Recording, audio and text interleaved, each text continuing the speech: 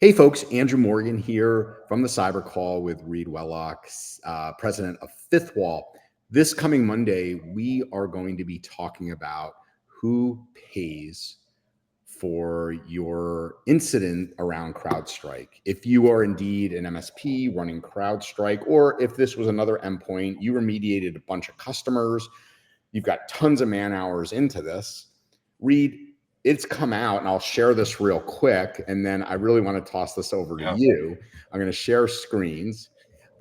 This document came out, or update from CrowdStrike, and said what happened, and clearly this is not a cyber incident that occurred. So what's an MSP to do who, again, I want this to be an exercise, again, not just about an MSP running CrowdStrike, but what their due diligence should be with contracts with vendors, and what would an MSP do here, assuming, let's make up a number, give or take 50 grand worth of man hours into getting customers back up and running who are running CrowdStrike. Read, this is not a cyber policy incident. Am I right? You are correct, Andrew. And I think there's a lot of consideration for an MSP to look at. They bared costs, they bear direct costs, and they bear indirect costs by going through this by something that was caused by a third party.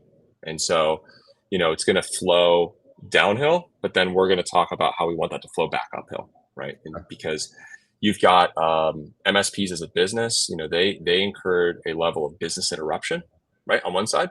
So they're not able to do what they normally do. They're out here doing another thing, right? Those are costs.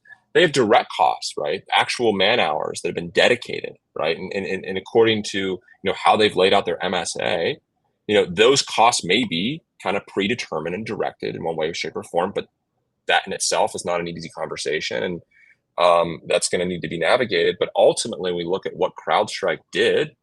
They had an error and omission in their service. Right. And so when an MSP is looking at this, they can look at all of those things that we're going to talk about, right? We'll break apart the costs and we'll talk about what those impacts look like.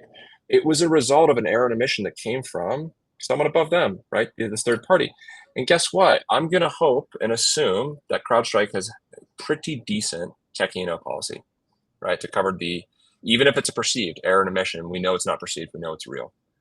So I think that's what we're going to dig into.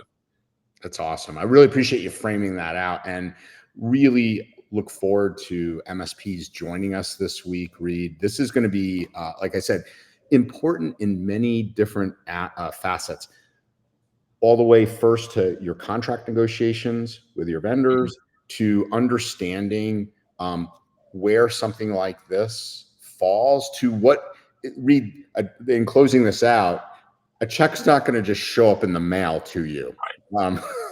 So what you're going to have to do as an MSP who is affected by this, what steps you're going to take. So join us Monday.